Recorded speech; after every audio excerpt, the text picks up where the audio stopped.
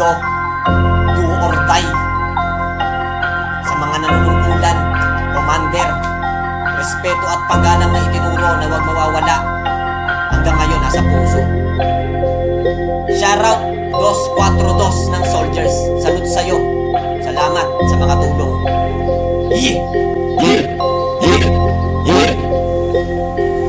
Do or die o komando, simulan tinatag sa loob ng munti upang sumabay at sumalungat sa maling agos ng pangkat. Pinairal ang respeto sa kako sa itinuring na kapatid.